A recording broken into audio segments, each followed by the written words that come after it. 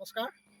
আজি যিহেতু গণেশ পূজা আৰু গণেশ পূজাৰ দিনটোতেই আপোনালোকৰ কাৰণে এটা দুখৰ বতৰা লৈ আপোনালোকৰ কাৰণে এই ভিডিঅ'টো মই প্ৰস্তুত কৰিছোঁ।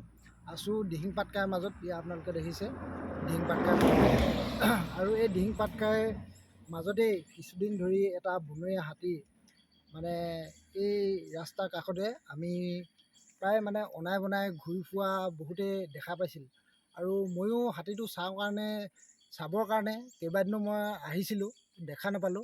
আৰু দুৰ্ভাগ্যজনকভাৱে আজি এই বনৰীয়া হাতীটোৰ মৃত্যু অৱস্থাত বহুতেই প্ৰত্যক্ষ কৰিছে। আৰু বহু সংবাদকৰ্মী আহি ইতিমধ্যেই এই হাতীটোৰ যি মানে নিৰ্মম দৃশ্য আপোনালোকক দেখুৱাইছে। আৰু ময়ো তাকে চাবৰ কাৰণে গৈছিলোঁ। আকৌ গ'লে আমাক মানে এটা নিষেধাজ্ঞা তেখেতসকলে জাৰি কৰিছে যে মানে ভিডিঅ' নকৰিব বা ফটো সংগ্ৰহ নকৰিব। আৰু সেই কথাখিনিক লৈ আজি মই আপোনালোকৰ কাৰণে এই ভিডিঅ'টো বনাইছোঁ। আচলতে কি কাৰণেনো হাতীটোৰ মৃত্যু হ'ল, কি কাৰণে আচলতে তেখেতসকলে আগতে এই কথাটো গম পাইছিলে নে পোৱা নাছিলে নাজানো। কিন্তু বহুতৰ প্ৰত্যক্ষদৰ্শীয়ে ইয়াত হাতীটো প্ৰায় মানে ঘূৰি ফুৰা দেখা পাইছিল। আৰু তেওঁলোকলৈ এইটো প্ৰশ্ন আমি ওচৰ চুবুৰীয়া হিচাপে আচলতে তেখেতসকলে যেনেধৰণে এই ৰাস্তাটো বা এই ৰাস্তাৰ কাষত বা অন্য যিসমূহ ঠাইত তেখেতসকলে এই যিসমূহ বনৰীয়া জীৱ জন্তুক সুৰক্ষা দিব লাগে, আচলতে ঠিক তেনেধৰণে সুৰক্ষা প্ৰদান কৰাত মানে তেখেতসকলৰ কিছু গাফিলতি আমি মানে কিছুদিনৰ পৰা লক্ষ্য কৰি আহিছোঁ। আৰু সেইকাৰণে আজি আপোনালোকক আমি ওচৰ চুবুৰীয়া হিচাপে এই কথাখিনি অকণমান অৱগত কৰিবৰ কাৰণে মই আপোনালোকক চেষ্টা কৰিছোঁ। আচলতে এনেধৰণৰ ঘটনা দিহিং পাটকাইৰ মাজত ঘটিয়ে থাকে, এইটো প্ৰথম নহয়। ইয়াৰ আগতেও বন ধ্বংস কাৰ্য আপোনালোকে দেখা পাইছিলে যে বিভিন্ন ধৰণে গছ গছনি কাটি বন ধ্বংস কৰি তহিলং কৰিছিলে। আচলতে ইয়াৰ যিসকল বিষয়া আছে সেইসকল আচলতে চৰকাৰৰ যিসমূহ টকা লৈ বহি আছে, যিসকল অফিচাৰ আছে সেইসকলৰ মানে কিছু দুখ আছে। ইয়াত আমি ওচৰ চুবুৰীয়া হিচাপে এইখিনি কথা কিছু হ'লেও আমি মানে এতিয়া উপলব্ধি কৰিবৰ কাৰণে বাধ্য হৈছোঁ। আচলতে তেখেতসকলে যিবোৰ কাম কৰিব লাগে সেই কামবোৰ আগতীয়াকৈ নকৰে।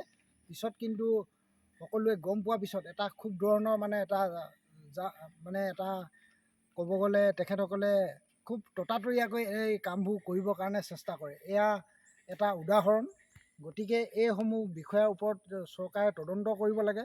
এনেধৰণে যিসমূহ জীৱ জন্তু মৃত্যুমুখলৈ গৈ আছে, এইসকল কিছুমান চৰকাৰী বিভাগৰ অফিচাৰৰ কাৰণে ভুলৰ কাৰণে আচলতে এনেকুৱা ঘটনা সংঘটিত হৈছে।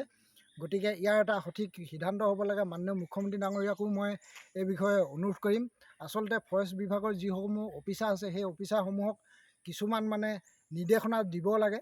আচলতে এই ক্ষেত্ৰত বনৰীয়া জীৱ জন্তুক তেখেতসকলে যেনেধৰণৰ সুৰক্ষা দিব লাগে, আচলতে সেই সুৰক্ষা তেখেতসকলে মানে দিব পৰা নাই। এইটো এটা তাৰ উদাহৰণ, জ্বলন্ত উদাহৰণ বুলি ক'ব লাগিব। সেইকাৰণে আচলতে এই বনৰীয়া হাতীটো এনেকৈ মৃত্যু হ'বলগীয়া হৈছে। আচলতে যিসকল প্ৰত্যক্ষদৰ্শী আছিল, হাতীটোক যিসকলে আচলতে ৰাস্তাৰ কিনাৰত দেখা পাইছিল, সেই প্ৰত্যক্ষদৰ্শীসকলৰ মতে হাতীটোৰ এটা ঠেং প্ৰায় আঘাতপ্ৰাপ্ত অৱস্থাত আছিল। আৰু তেখেতসকলে অনুমান কৰিছিল, যিসকল প্ৰত্যক্ষদৰ্শী আছিল আমাৰ ওচৰ চুবুৰীয়া, মানে হাতীটো প্ৰায় চোৰাং চিকাৰীয়ে আঘাত কৰা বা গুলি মৰা এটা চিন তাত প্ৰায় স্পষ্ট অৱস্থাত আছে। আচলতে এক কথাত ক'বলৈ গ'লে এই হাতীটো চিকিৎসাৰ অভাৱতেই মৃত্যু হৈছে। আচলতে তেখেতসকলে যদি এই হাতীটোক ট্ৰেংকুলাইজ কৰি চিকিৎসাৰ ব্যৱস্থা কৰা হ'লে হয়তো আজি মৃত্যু মুখৰ পৰা বাচিলহেঁতেন। গতিকে এই কথাখিনি অকণমান আপোনালোকক মই অৱগত কৰিবৰ কাৰণে চেষ্টা কৰিলোঁ। এই ৰাস্তাটোৱেদি তেখেতসকলে দৈনিক অহা যোৱা কৰি মানে টহল দিয়া দেখিবলৈ পোৱা যায়। সেই ক্ষেত্ৰত এই হাতীটোনো কেনেকৈ তেখেতসকলৰ চকুত নপৰিল, এইটো এটা দুৰ্ভাগ্যজনক কথা। গতিকে